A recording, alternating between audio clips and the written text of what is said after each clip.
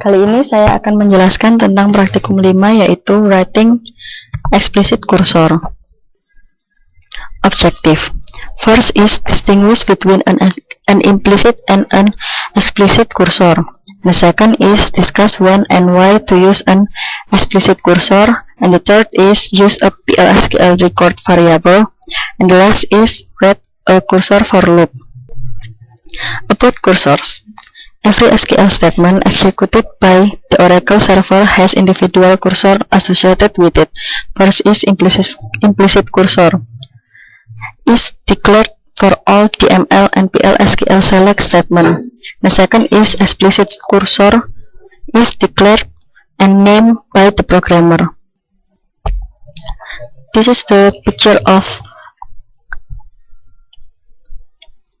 the controlling explicit cursor and explicit cursor function. The first picture is the diagram of controlling explicit cursor. First is declare. Declare is create a name SQL area, and then open is identify the active set, and then fetch, load the current row into variables, and then empty yes or not. Test for existing rows. If it is no, and then go back into fetch, return to fetch if rows are found, and then if it is yes, go to the close and release the active set. Controlling explicit cursor.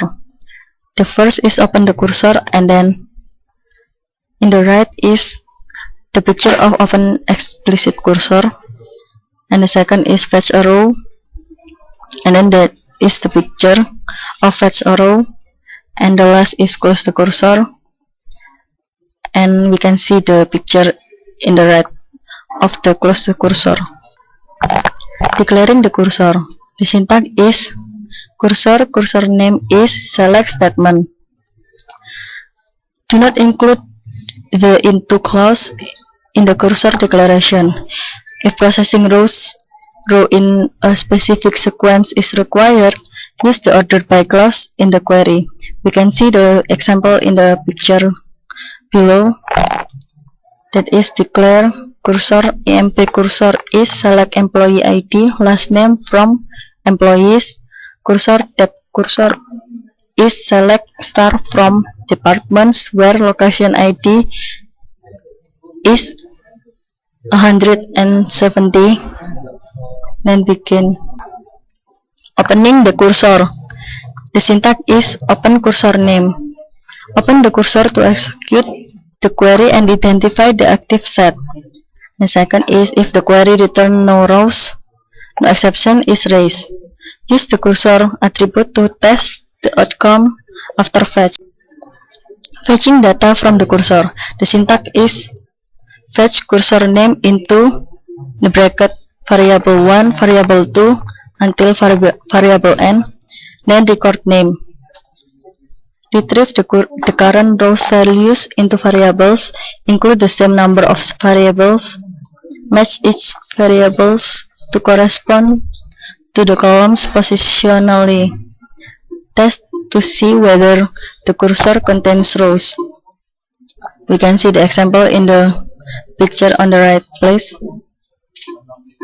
First is loop fetch emp cursor into vmno, vname exit when process to retrieve data and loop. Closing the cursor. The syntax is close cursor name. Close the cursor after completing the processing of the rows. Reopen the cursor if required. Do not attempt to fetch data from a cursor after it has been closed. Explicit cursor attribute. Obtain status information about a cursor. We can see in the table the attribute, type, and description. Percent is open, the type is boolean, the description is evaluates to true if the cursor is open, and then percent not found, the type is boolean, and then it used to evaluate to true if the most recent fetch doesn't return a row. and then %found, the type is Boolean. The function is evaluates to true if the most recent fetch returns a row complement of %not found. And then the last is row count, the type is number, the description is evaluates to the total number of rows returned so far. The % is open attribute. Fetch rows only when the cursor is open. Use the % is open cursor attribute before performing a fetch to test whether the cursor is open. The example is the syntax below. We can see in the picture the syntax of the example of the % is open attribute. If not emp cursor % is open, then open emp cursor, and if loop fetch emp cursor.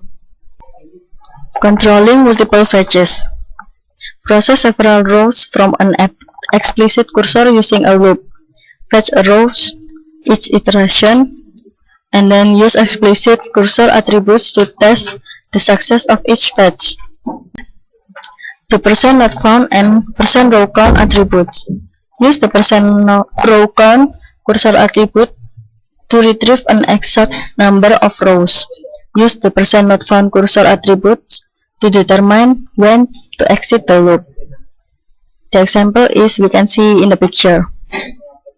Declare vmno employees.employee_id %type vename employees.lastname %type cursor emp cursor is select employee id last name from employees begin open emp cursor loop fetch emp cursor into vmno vname exit when emp cursor %row count is bigger than 10 or emp cursor %not found. dbms output.putline in the bracket to char in the bracket vmno and then vname and loop close emp cursor m. Cursor and records. Process the rows of the active set by fetching values into a PL/SQL record. We can see the example in the picture below. Declare cursor emp cursor is select employee id, last name from employees, emp record, emp cursor %row type, begin open emp cursor loop, fetch emp cursor into emp record. Cursor for loops. The syntax is for record name in cursor name loop statement 1, statement 2 until statement n, and then end loop. The cursor for loop is a shortcut to process explicit cursor. Implicit open, fetch, exit, and close occur. The record is implicitly declared. Cursor for loops. Print a list of the employees who work for the sales department. The syntax is in the picture below. Declare cursor emp cursor is select last name, department ID from employees begin for emp record in emp cursor loop. If emp record the department ID is 80, then end loop and don't forget to put the slash for execute the program. Cursor for loops using subquery. No need to declare the cursor. The example is in the picture below. Begin for emp record in select in the bracket select last name, department ID from employees, loop if emp record the department ID is 80, when and loop n. In the end loop is implicit close occur, and the below of the first loop is implicit open and implicit fetch occur. Sekian penjelasan saya tentang materi ini. Terima kasih.